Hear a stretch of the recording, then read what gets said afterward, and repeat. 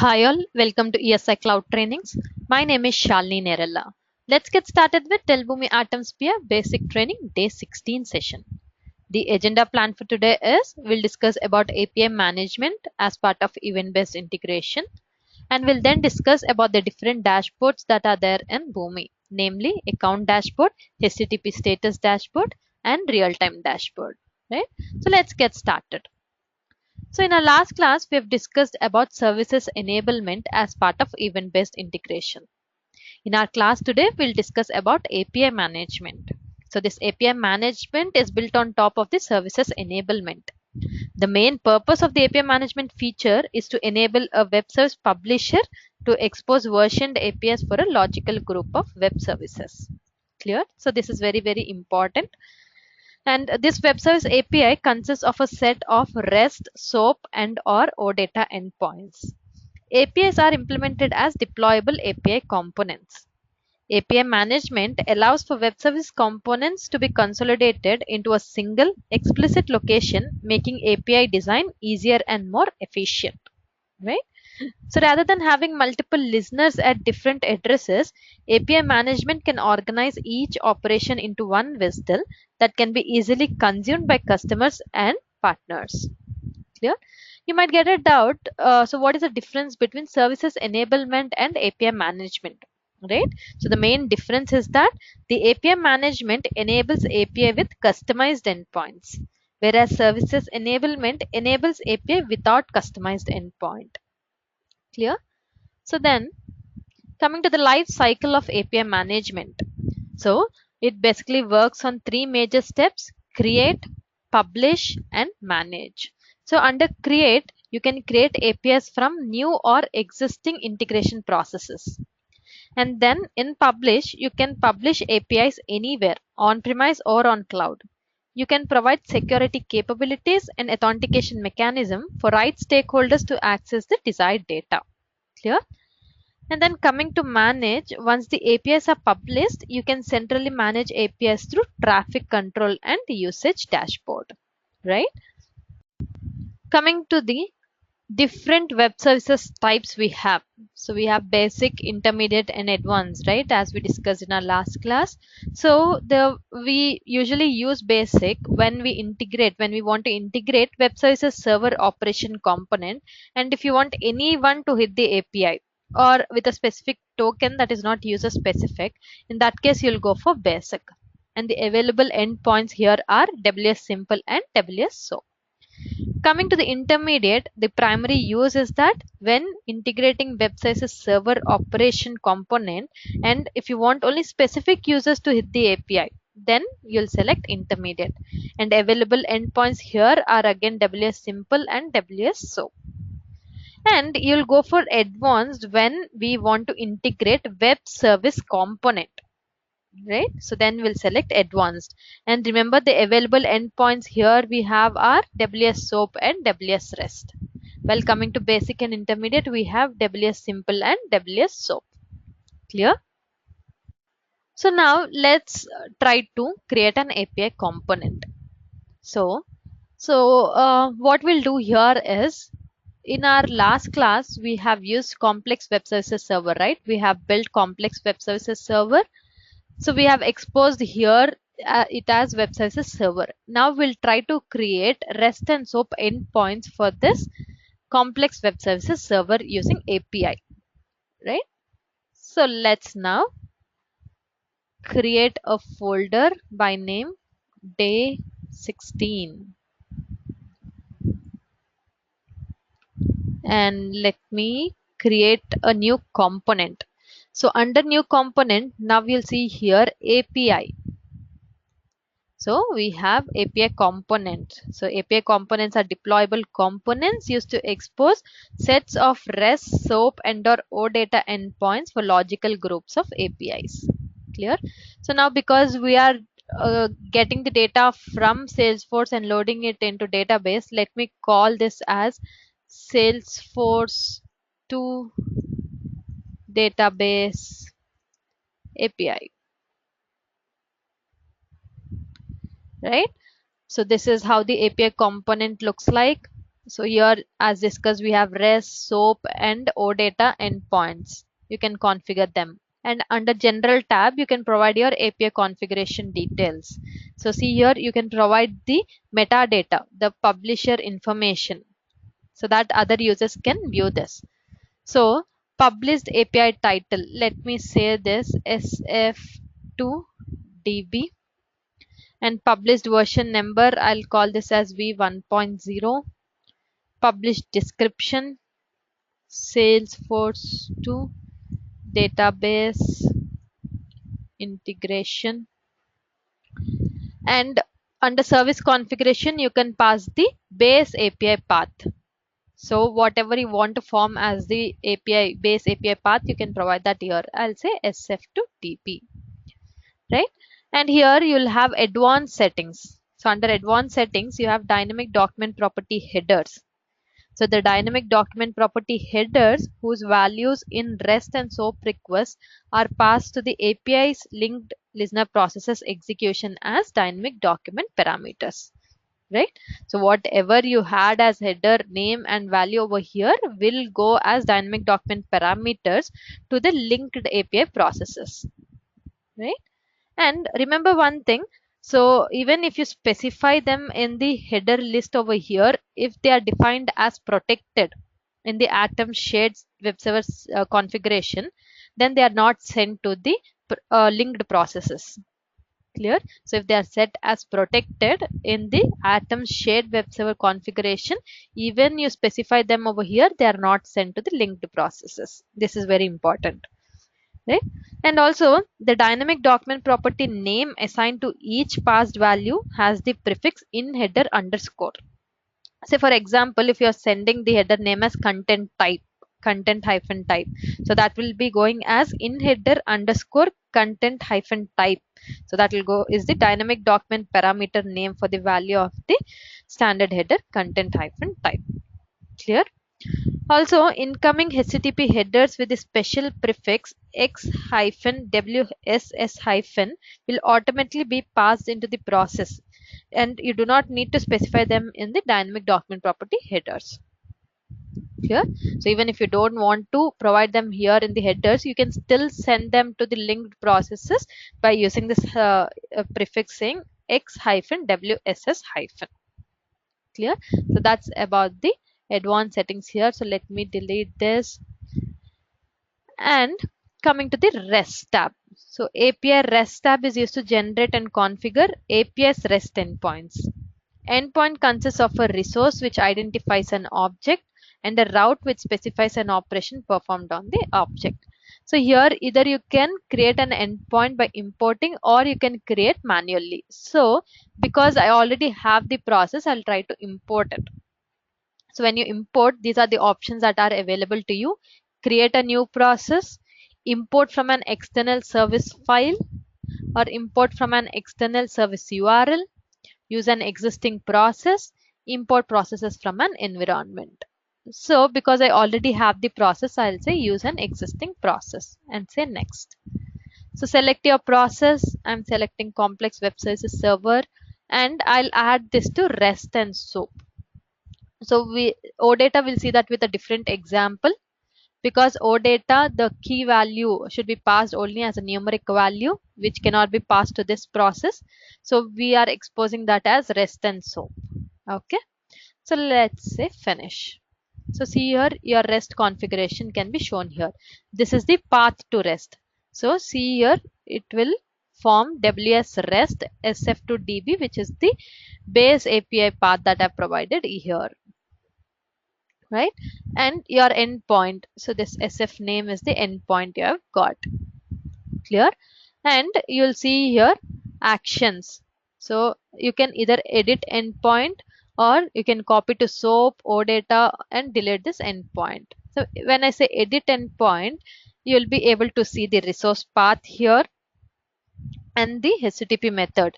So get is what is inherited from the selected process. Other than that, you have get, post, put, delete. So if you select guest, you can do get or query operations. Post, you can do create, execute, or upsert operation. Put, is you can do update operation, and delete is for doing your delete operation. Clear? And coming to the resource path here, this works in conjunction with the HTTP method. Say for example, you've selected get, and if you say get slash, it returns all instances of the object. If you say get slash id, so that returns the instance of the object having the specified id. Clear? And if you specify get slash id slash field name, if you want to return the field name, it returns the value of this field specified as the field name parameter value in the instance of the object having as its id the specified id parameter value. Clear? Then also you can provide get slash id slash metadata. So this returns metadata for the instance of object having as its id the specified id. Clear? So routing headers, if you want to provide any headers to the linked processes, you can provide them here. And handling of incoming requests, so this comes by default while importing. This gets inherited. So here you can see the input type and the input profile, and this is the output type and the output profile, right? So then coming to the SOAP here, right? And if you can configure your SOAP endpoint here, this is the part to the SOAP. So WS SOAP SF2DB, and under advanced settings here, you can provide the setting values over here, configurations. So this SOAP advanced settings is to define the required structure for all the SOAP requests and response. Clear? So coming to WSDL namespace here, it identifies the Unix namespace identifier that is applied as prefix in the WSDL to object names as list nodes, right? And coming to schema, we have single and multi. So if you select single, schemas are embedded in the WSDL, and if you select multi, a schema file is generated for each XML namespace. Schema files are linked from the WSDL or another schema file, right? And we have WSDL service name here. So the WSDL service name affects the port and the binding elements in the WSDL. It is typically unnecessary to set a custom value unless you have a requirement to mimic a pre-existing API, right? And under the SOAP version over here, we have 1.1, 1.2, 1.1, and 1.2. So this sets the SOAP version capability for the WSDL. So by default, we have 1.1, so which means the WSDL is compatible with version v1.1. And when you select 1.2, which means the WSDL is compatible with SOAP v1.2. And 1.1 and 1.2, which means the WSDL is compatible with the SOAP versions v1.1 and v1.2. Clear? And then coming to the options here, so we have omit operation wrappers. So if this is specified, the WSDL omits del Boomi specific operation name wrapper elements for request and response. This setting is off by default, and Boomi adds a wrapper around the profile object to identify the operation. Clear? A standard operation structure is expected to be like this, like operation name, profile object, and the content of the object. If the profile root node already describes the operation, which is especially true when the root node is interacting with the pre-existing third-party APIs, the default operation name wrapper should be omitted. In that case, you'll be selecting this. This option cannot be used with the operations for which input type is multiple XML objects, and also it cannot be used unless operation names match the name of the corresponding profile elements. Clear? And then we have SOAP envelope passed through. If this specified, the entire SOAP request is passed into process. And if not specified, only the SOAP body section is passed into the process. We use this option for examining the entire SOAP request or for processing SOAP header values within a Boomi process. So for example, the SOAP header ws-security can be called in a process when SOAP envelope pass-through is specified. Clear? And then coming to upload custom WSDL. This allows you to override the generated WSDL with one that provides different namespaces than the auto-generated ones. So this is particularly important if clients of your web service are expecting the namespace in a specific format different than what was generated by Boomi. So if you choose to upload a custom WSDL, the uploaded file is returned exactly as indicated so that you have a seamless match to the original. You are required to update the WSDL in order to show new objects that you have added or removed from your object list. Clear? So that's about the REST and SOAP endpoints of an API. So let's now deploy this. So this is done. Let's now deploy this.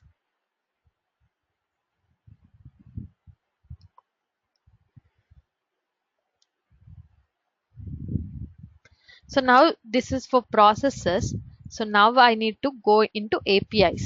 So we have all the deployable components here. So API is a deployable component. So under day 16, we'll select Salesforce to Database API and attach it. So this is done. This is deployed. And now let's go to Atom Management page. So the first important is provide access. Right. So click on the Atom here. Go to Shared Web Server. So remember that your API type should be advanced in order to access your API endpoints. This is very, very important. And if you go to user management here, so in the user management, provide access to your API. So select this and say save. This is important. So now this is done, right? So observe this. This is integration. So under Boomi Atom Sphere, we are there. So also we can go to API management here. So just click on Boomi API management. So once deployed, you'll be able to see your APIs here. So this is for your API management. Once you log in, you'll be able to see API management dashboard. So everything in graphical representation. API usage history, usage trends, and average response time will be shown here. Here. And then you'll be able to see all the deployed APIs. You can manage and deploy your APIs from here. Right? And under authentication, you have internal and external. So internal, you can create a role and assign certain users to that role. Clear? And under external, you can download a authentication broker for external authentication purpose. And coming to application, so you can have an application to access your deployed APIs. Right? So if you want, you can create that from here and call your deployed APIs. And if you go to API catalog, you'll be able to see all your deployed APIs. Say, now for example, we have SF2DB. So see here, Salesforce to database integration. SF2DB is the endpoint we have given, right? So here we'll be having this version name. So just click on this and you'll be seeing this REST and SOAP endpoint. So see, if you click on this REST, you'll be able to find the base URL path and this as a Swagger reference. So what is Swagger reference? So what Boomi provides us is an access to the Swagger visualization portal. Right? So this Swagger is used for testing your APIs. So Swagger is for testing your APIs. So see here, access Swagger visualization portal. If you click on this, it asks you select the user whose credentials are used to access the Swagger specification metadata. Right? So you have to provide that particular user. So whatever is over here, username needs to be provided here. And then click on open. So see here, click on continue. So then you'll be landed on this page. So here it will give you all the specifications of this operation. So get action. And if I click on here, you'll be able to see what is the request. This is a request format and this is a response format. If you want, you can test it out from here as well. Clear? So that availability is provided by Boomi. And then if you click on REST here, so you'll be able to see SF name. And if you click on this, this will be your REST endpoint. So you can copy this and go to your Postman and paste this URL. So this in order to access your REST endpoint, REST API endpoint. See the URL, that difference now. So here you can see instead of WS simple, we are having WS REST. This forms customized and meaningful endpoints for us, right? And so action should be post, right?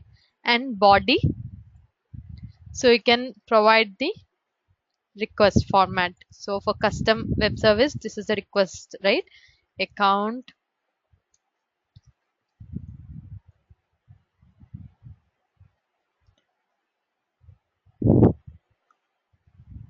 name and name. So here we need to provide the value, and remember about the authorization, we need to pass basic auth. So this is the username and password, right? So see here, this is the username and token. So let's now hit this. So see now we've got the error saying unknown operation for SF2DB SF name. So why did we get this error? Same when we have done using web services server, we have not got this error. But using APIs, we have got this error. The reason because if you go here to our API,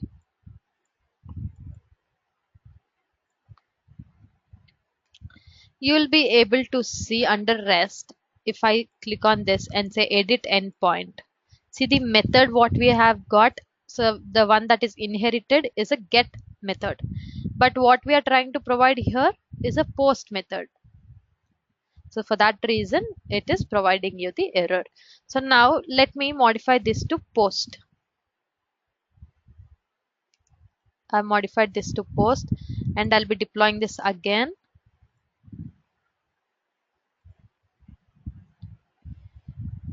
Let me now hit it. So it says duplicate entry. This is because in database I have a duplicate entry here. So let me remove this.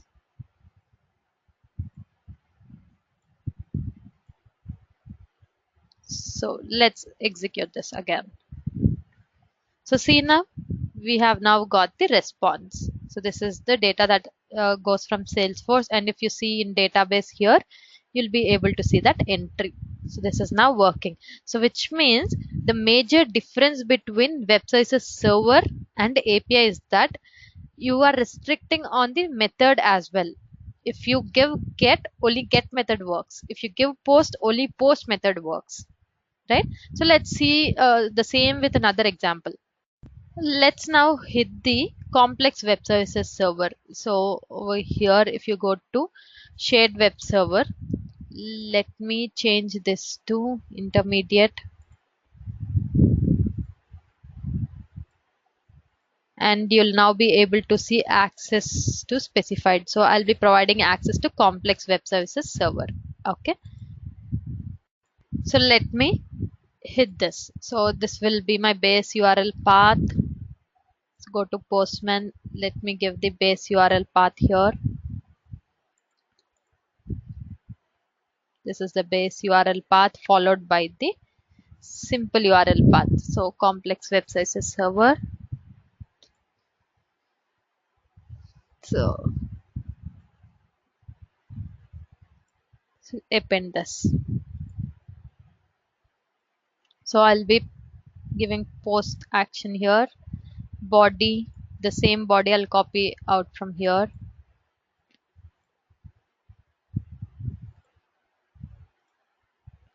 And authorization basic auth. So this forms the basic authorization username and password. Now let's hit it from here. So let's now hit this. So it says duplicate entry. So let's now delete this entry here.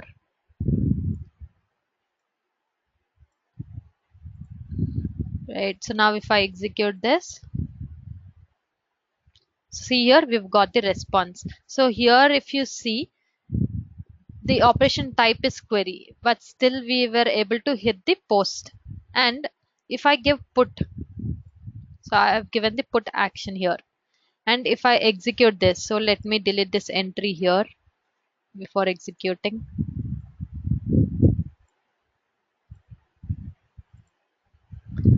And let me again hit this. So here we again got the response. So your web services server works for any kind of action. So there is no restriction on the action for what you have defined. It works for post, put, for anything that you can pass a body, right?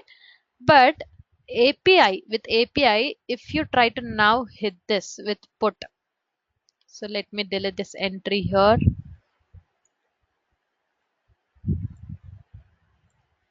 So for my API call, WS REST, if I try to hit this,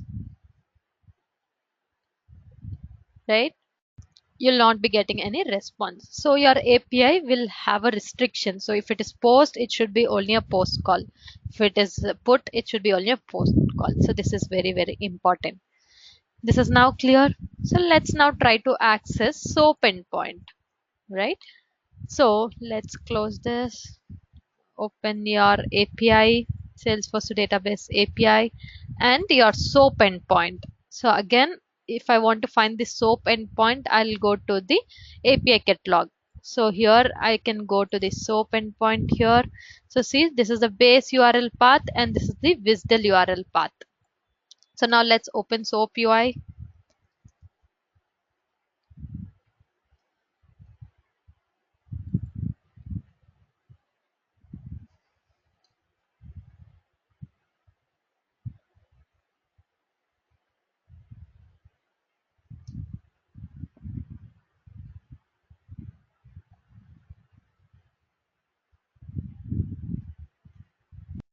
So we have the SOAP UI opened. I'll say new SOAP project and I'll give the WSDL here.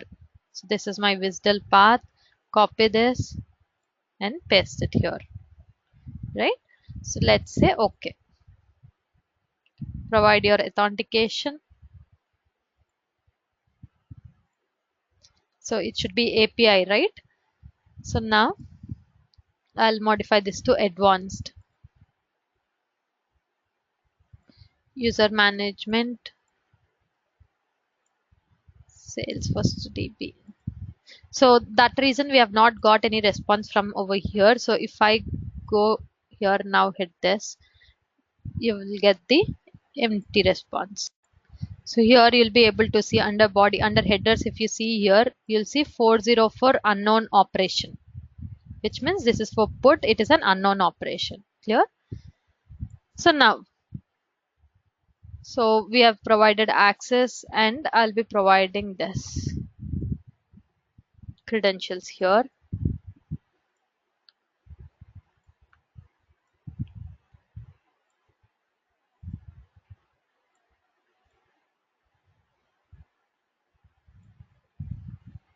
So this you'll now see request,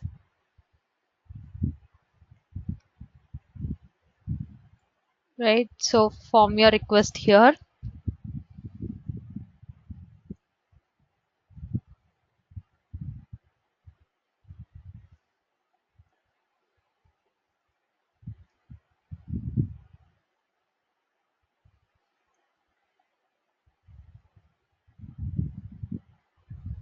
So the same body over here.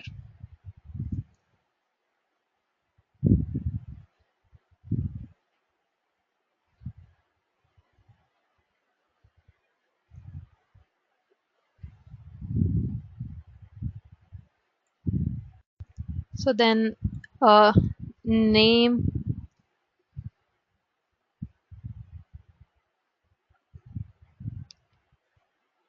right?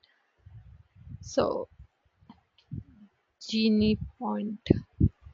So let's execute this. So unauthorized. So we can provide the authorization here. So just say add new authorization basic and provide the username and password here.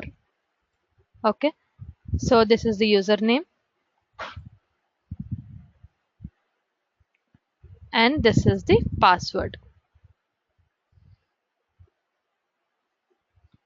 So now execute here.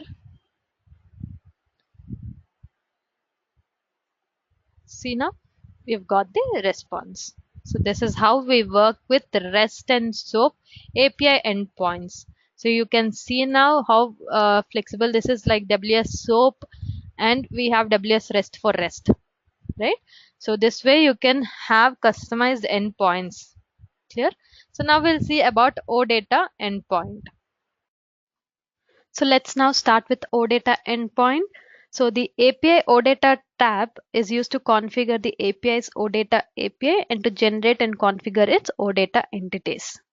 So the reason I have added only SOAP and REST to complex web service server and not the OData endpoint is that for OData endpoint, the profile should have a key value, and the key value should be of only numeric type. But for the complex web service server, we need to pass the account name as the input, right? For that reason, I've not added OData endpoint to that. This can be better explained by querying only database, right? So if you see our database here, we have a table called employees. So see here. So we'll try to create two processes. One process to query all the employee list and one process to query only a single employee, right? And we'll expose them as web service server. We'll then extend that to have an OData endpoint and we'll see the behavior, right? So let's start. So let me close this and we'll create two processes. So let me create a process here. I'll call this as database query all employees, right? So let's now expose this as a web service server. We'll configure the operation later. And let's now have a database connector here. So get action, connection, take it from common components, and operation. Let's create a new one. Say query all employees and create a profile here. Say query all employees database profile. And here in the statement, we can try to import now. I'll select the connection, database connection, and say next.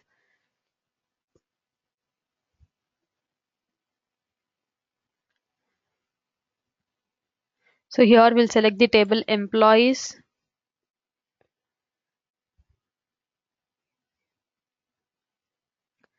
And select all the fields here. So just say finish, right? So now we have the profile for all employees. Save and close. So let's now convert this to XML profile. We'll get the response in form of XML profile. Okay, so I'll use a map here.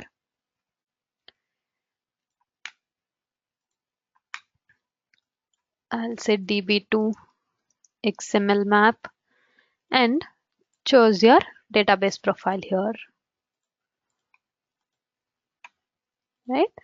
So now XML profile, when you are querying all the employee lists, so that should be a repeated loop, right? So for that reason, I will create a new profile here, employees XML profile, and I'll create it manually. So let's create a namespace here. I'll name this as employees and I'll create a complex type here and I'll name this as employee, right? So this will be repeated loop and here I'll add list. So I'll add 3 elements. So we have enum, ename, company. Let's add those 3. Enum, ename, and company.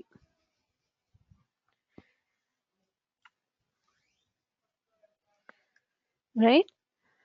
So now enum should be of numeric type. It is required to be of numeric type. Any one element in the profile should be of numeric type. So I'll select the data type of number and I'll give the number format as this. And now coming to the data elements. So I'll just give the details here, employee underscore details, right? So now select your namespace here. So just save this. You can select your namespace here. So coming to data elements here, you can click on this employee details and select your type name employee, and here you can select your namespace. So when you select the type name employee, you will see that this is generated enum, ename and ecompany, right? So we have taken these values from the namespace and say save and close, and let's map the values. So we'll map enum to enum, ename and company, right? So this is now done. Save and close, and we'll have a return shape here.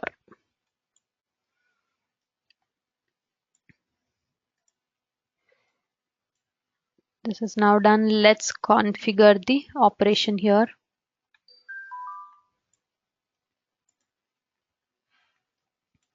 So we'll say query all employees, and operation type, let's say get, or let's say query, and we'll say all employees, and expected input type will be none, and response type should be the XML profile that we have selected, right? So it will be multiple XML objects, and we'll select from day 16. So this is the one. So we have configured this, right? And we'll say make the requirement change for me. So now we have done for query all employees. Let's now similarly create one more process for database.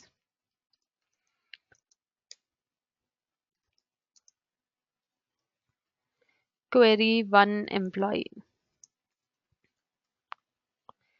Let's say create and select web service server and have a database here. Get action, connection and operation. Query one employee database operation and create a profile.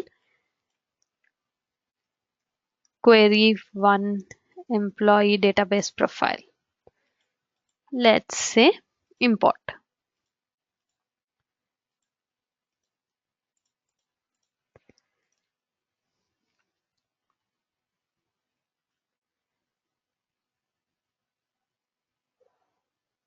So select the table employees here. Let's say next.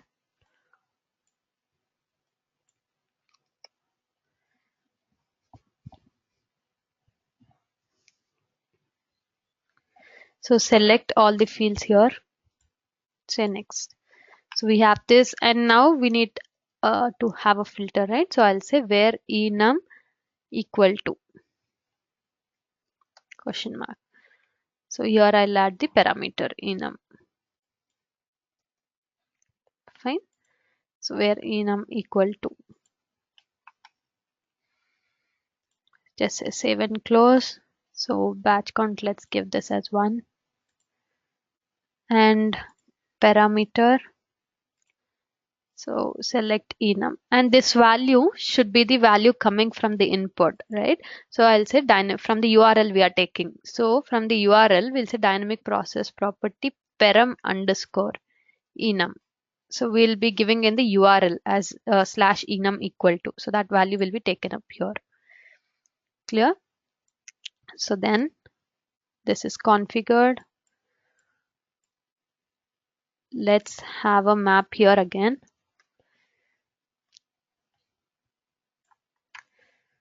Create a map.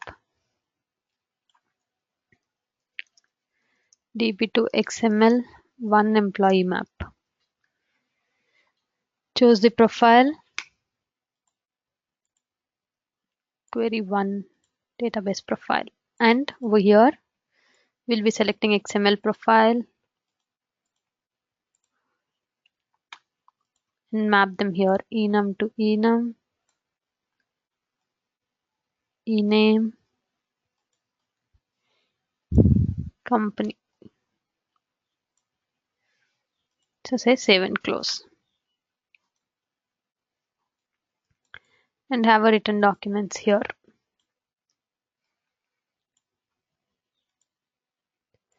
right?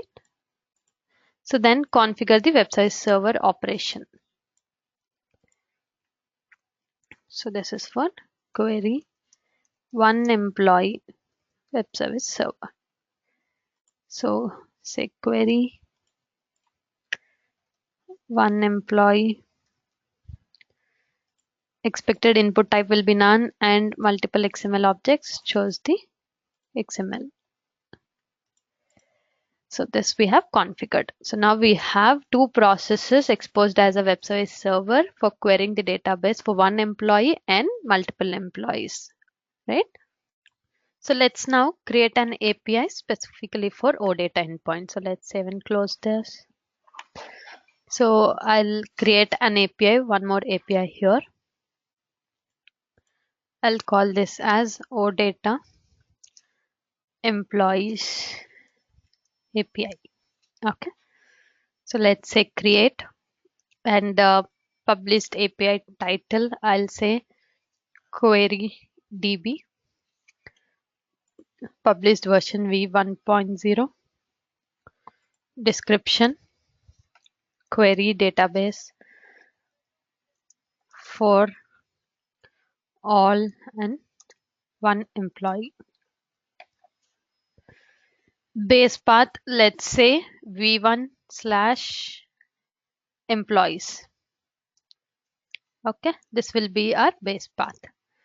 And OData, so we can either import or create it. So I'll say import an endpoint and use an existing process. So let's now select query 1 employee and add that to OData. So here we have two actions. Remember this, we have two actions: entity action, get entity by key, and get entity, right? So the root of the profile is an entity type that must have at least one simple child element that can be used for a key.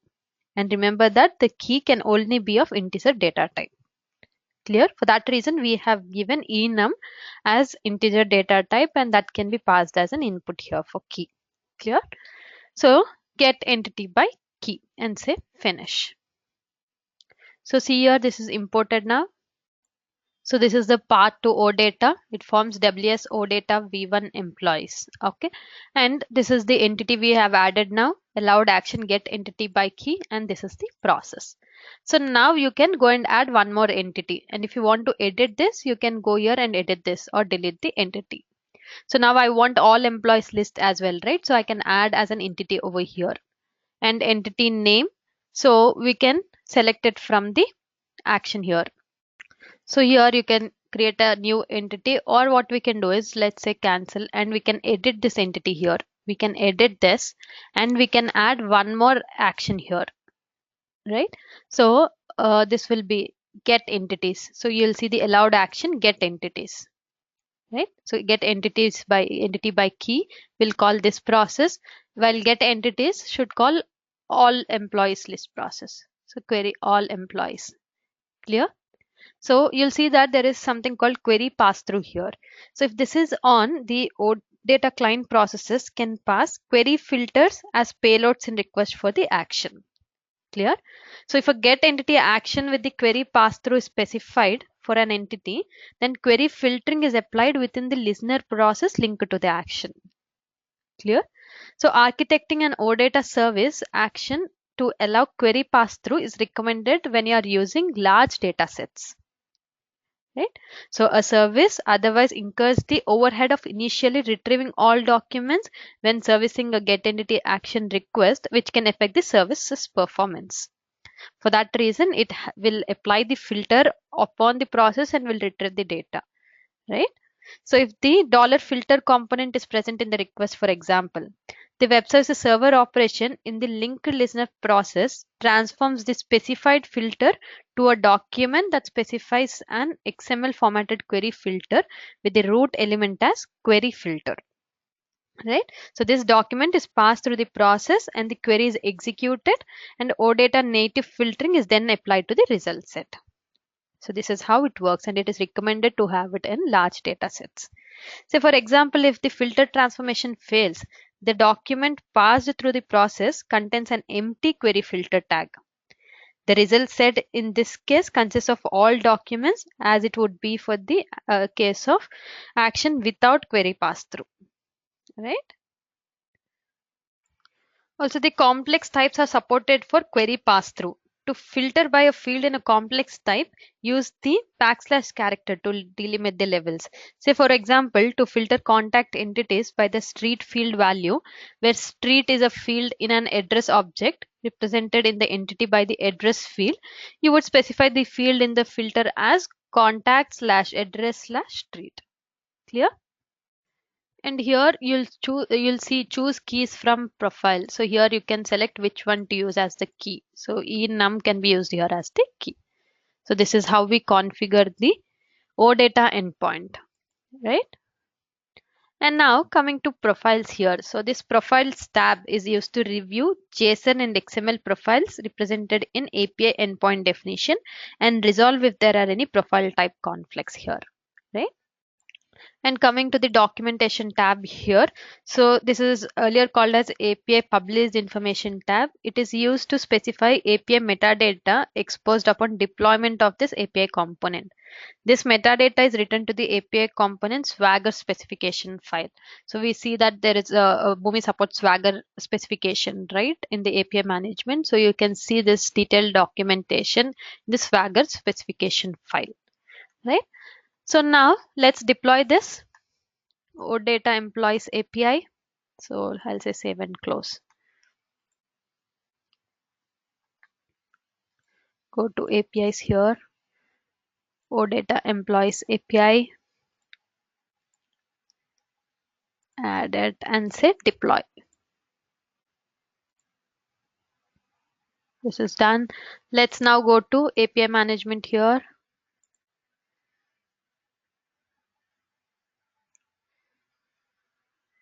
Right, so go to API catalog. You would see query DB, our API here. So let's click on this and you'll see the OData endpoint, and this is the base URL path to invoke this particular OData. So you'll see here two actions. See here, get entities would call this, and get entity by key would call the one employee process, right? So let's invoke this URL. So I'll say, so, or we can give it in the URL itself here. So just specify this. So hit this. It says no such path. So the reason because after deploying, we have not provided the access to it. So remember, we need to provide the access. So go to shared web server, advanced user management, and give access to this. In your initial run, it would ask for your username and password when you are hitting this particular URL. Okay, so let's now again hit this. So atom default, and one other thing we'll have to do is to deploy the processes as well, right? So let's deploy the created processes. So these two. So let's deploy this two.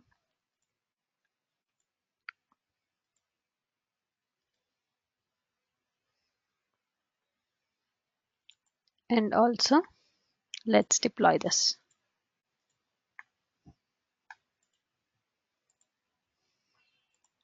Right.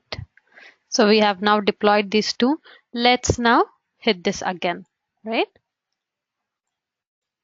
So see now we have got the structure here, right? So one employee, we have got the collection reference here. So this is how we can invoke the OData service. Now let's invoke the other URLs here. So when I say metadata, so you can get the metadata of the OData service as well. So what I can do here is I'll say dollar metadata, right? And say hit. So see here, it gives you the metadata for the OData service.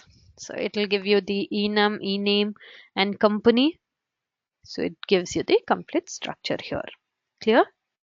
And if you want to retrieve data from the entity set, then you need to give the entity name. So let me remove this metadata here, and I can say employee, right? So it says could not find an entity set of function import for employee. So just check what is the entity name here. See this is one employee. The entity name is one employee. So let's give one employee here, right? So hit this.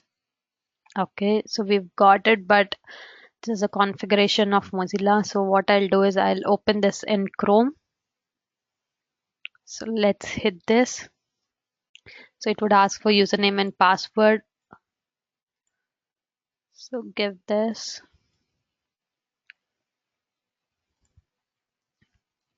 And this. So see there, you've got the response. So here you'll see 100 ABC ESI, 200 DF ESI. So all the four records we have got. Clear? So this is how we get the entity set, right? And if you want to get information about only one single employee, say we have 200 here, right? 200 EF ESI. So if you want to have only one single value, one employee value, then what I'll do is I'll just give here it as 200, right? So this is of string, so not compatible with EDM dot string. So what I have to do here is I'll give this in quotes, right? Okay, so now we see here. So this is for 100 ABC ESI. And if I give 200 here, sorry, 200, you'll get the value for 200, right? You can also further add filters. Say, for example, you wanted to get a filter employee based on the e-name. So how do you provide the filter here? So what am I going to do here is I'll say question mark dollar filter equal to, right? Type. So type space for space I'm giving as 20, and if it should be equal to quotes, we need to provide it in quotes, right? So I'll say this as percentage 27, and I need to provide the value that what is the e name that I wanted with, right? So this, and I'll say 27, so which means equal to type, uh, this is space, and it should be equal to quote ABC. Clear? So this is type equal to, okay, so it should be e name, right? E name equal to ABC. So let's say enum equal to, and hit this. See there, we have got the ename with equal to ABC. And say if I want DEF, I'll say DEF here, right? And I'll hit this. See there, DEF. So this way we can have additional filters on the response we are getting. So that is the main difference between REST and OData. So where you in OData you'll have the flexibility of applying filters like this.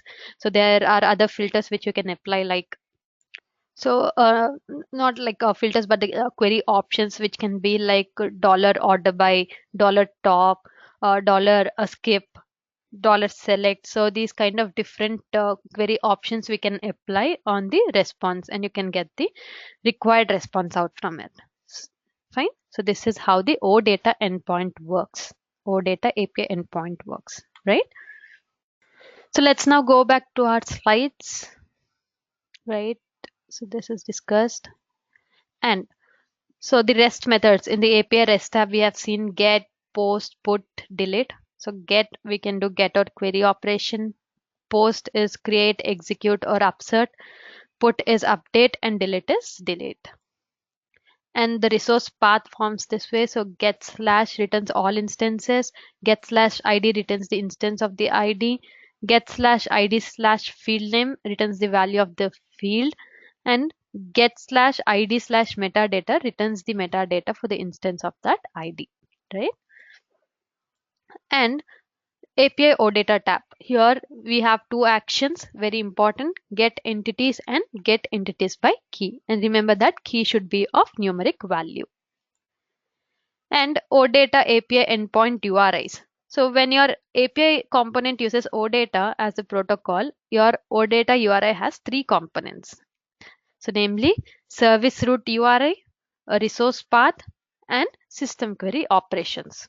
So the service route URI identifies the route of an OData service.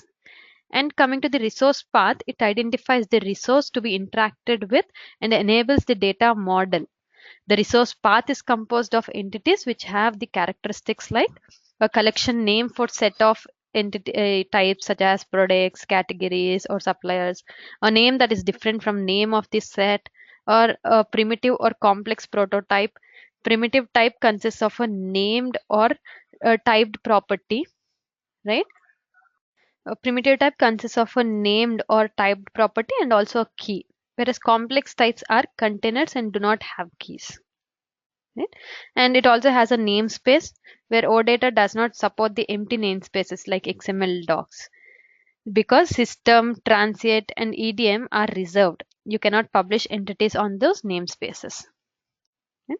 And coming to the system query options, these options control the amount and order of data that an OData service returns.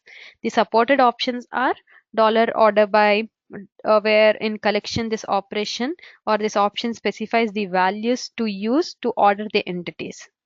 And $top, where it identifies a subset by selecting only the first n items of the set.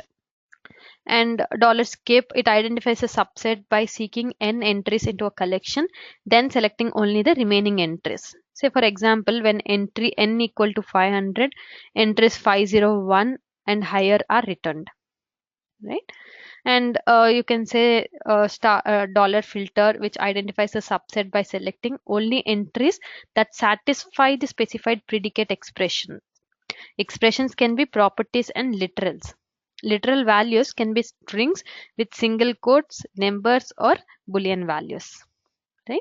So remember one thing here, if a get entity action with query pass-through option is specified for an entity, query filtering is applied within the listener process linked to the action, as we have discussed already. So this option does not support all dollar filter operators and methods. And then a dollar select, it identifies a value that specifies a response. And dollar inline count specifies that the response includes a count of the number of entries in the collection. Right? And the say remember that if the URI contains a dollar top or dollar skip query option but not an order by option, then the entries in the set are first fully ordered by the data service. If a URI contains an dollar inline count and a dollar filter query option, you must apply dollar filter first. This is important. Okay. So see here for this example, we have taken this.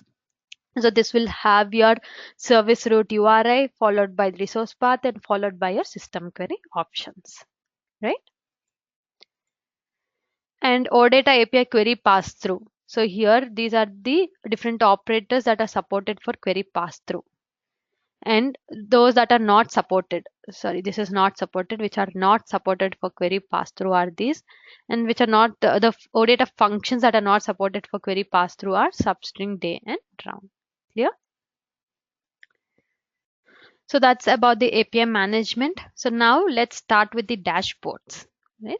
Boomi Atomsphere dashboards provide snapshot of the status of executions, HTTP status code, and status of low latency processes. So basically we have three different types of dashboards: account dashboard, HTTP status dashboard, and real-time dashboard. So let's see them in Boomi platform. So let me go to dashboards here, right? So let me close all these. And now, so here dashboard. So under dashboard, you see account, HTTP status, and real time, right? So now coming to account dashboard. So this account dashboard is available to all accounts. On the account dashboard page, you can view a summary of recent activity within your account. And say if you're a partner supporting multiple customers, this dashboard can provide a summary of your customers' integration activities and a highlight of recent errors and execution points. Remember that only processes that generate logs appears in the account dashboard. Processes that did not execute do not appear even if they are shown on the process reporting page. Clear? So this account dashboard is divided into several sections, or they are also called as gadgets. Right? So they are offline items, process errors, throughput, pending executions, execution count, and document count.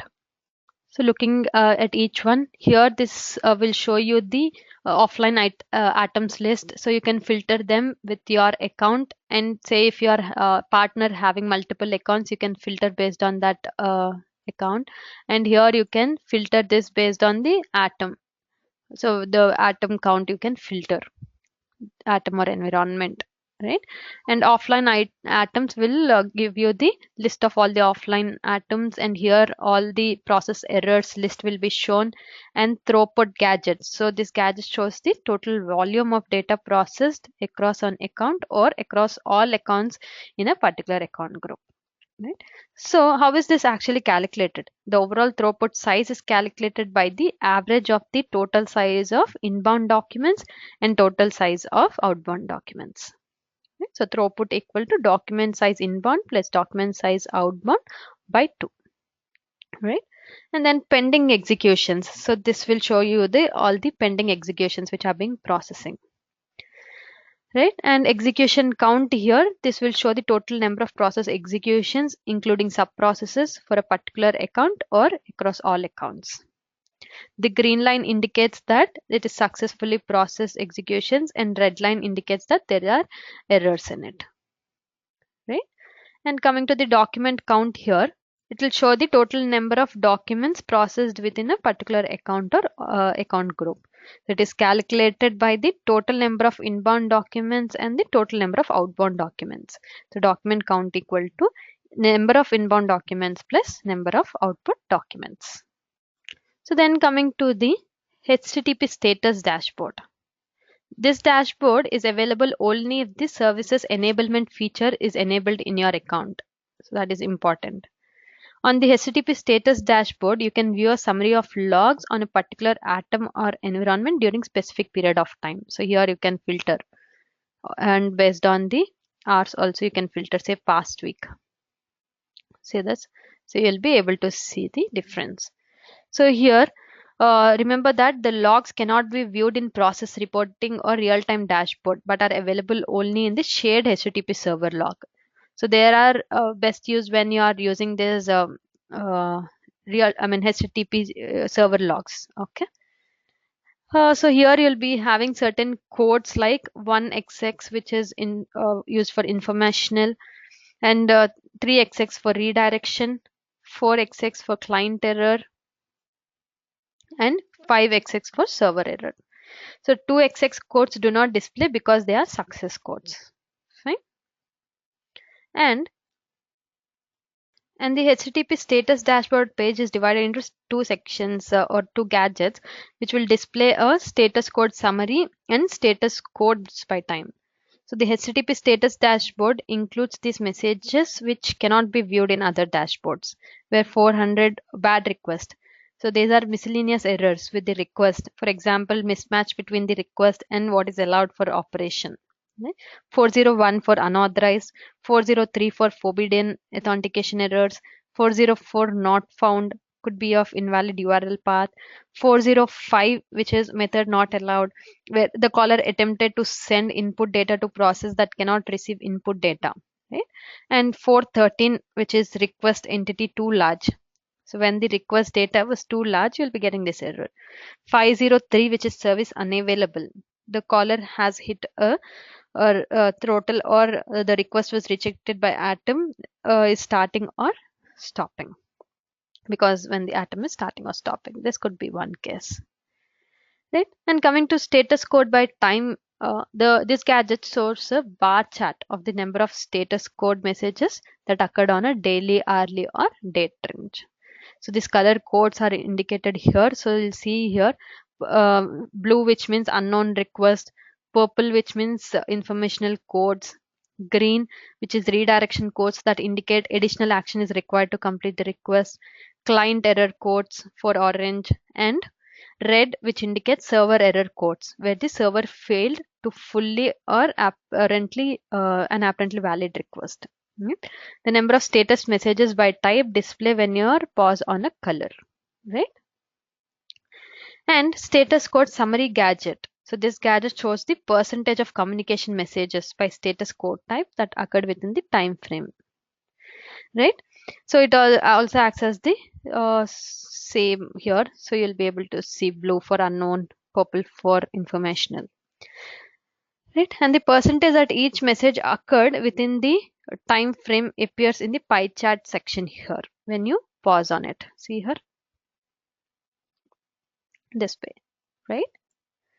So that's about the HTTP status dashboard. And then now coming to real-time dashboard.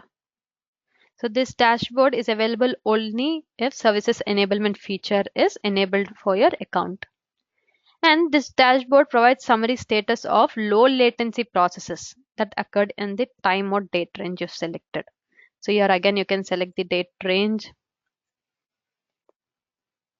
right? And for atoms here, you can select, or for filters as well.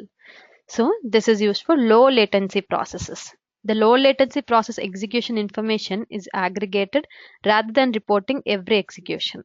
This summary information, which may be delayed up to 5 minutes after process have completed, appears on the real-time dashboard rather than the manage menus process reporting page. This is important, okay? And the real-time dashboard is divided into the following gadgets, where you have execution status by time, execution status, average response time, and process summary time. Right? The real-time dashboard tracks the incoming HTTP requests that result in low latency process reporting, including 200 for OK. So this is a standard response for successful HTTP requests. The actual response depends on the request method used. So in a GET request, the response will contain an entity corresponding to the requested resource. Whereas in a POST request, the response will contain an entity describing or containing the result of the action. Right? And you'll have 500, which is internal server error. So this generic message appears when an unexpected condition was encountered and a more specific message is not suitable. Right? And coming to 522, which is connection timeout, this message is return to the client when the Atom worker maximum execution time has been exceeded. Warnings that exceeded the low latency warning threshold but do not exceed maximum execution time. Right? And 400 and 503 errors which are not reported on the real-time dashboard are reported on HTTP status dashboard. Right?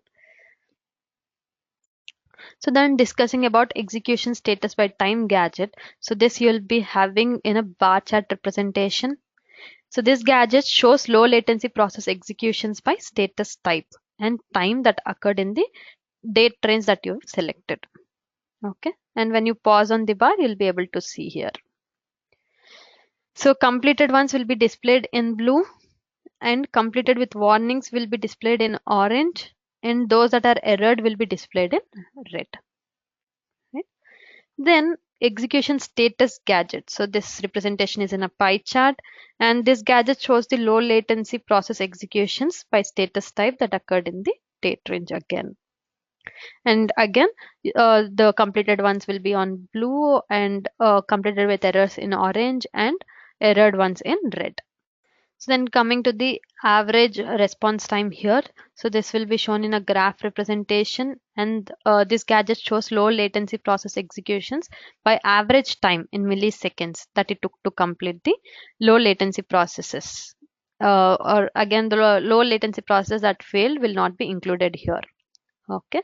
And in the x-axis you'll be able to see the date range, and in the y-axis you'll be able to see the number of process executions within that date range. So here they are displayed as in gray we'll see the standard deviation, and in blue we'll see the average, and in orange we'll see the maximum, right? Then coming to the process summary report gadget here, this shows a summary record for the executions of each low latency process that occurred in the date range. So green indicates that all the executions of process completed successfully, yellow with completed with warnings, and red with completed with errors. The same. The process summary report gadget displays the following details about the low latency processes that occurred in the time or the date range. Okay, so this will be the process name, and this is the average response in milliseconds. So this is calculated by the sum of total response times divided by the number of times the low latency process executed. And then we have the standard deviation here. So this is again in milliseconds of the process execution for the selected time period. That is standard deviation. And number of executions. So the number of times the low latency process executed will be displayed here. And average inbound size. So this is the sum of total inbound document size divided by the number of times the low latency process executed, provides the average of the low latency process inbound documents. Right? So B for bytes, K for kilobytes, and M for megabytes. And average inbound count. So this is the number of inbound documents divided by the number of times the low latency process executed. This provides the average number of the inbound documents. Then we have the average outbound size, average outbound count, average return size. So here we have sum of total document size returned by a return document shape, right? And then we have the average returned count. So this was the same as what we have seen in the average inbound size, where it is calculated or divided by the number of times the low latency process executed. So that's about the dashboards, the different dashboards that are available. Right. So let's go back to our slides again. Right. So that's about the end of our session today. If you have any queries, please let me know. Thank you.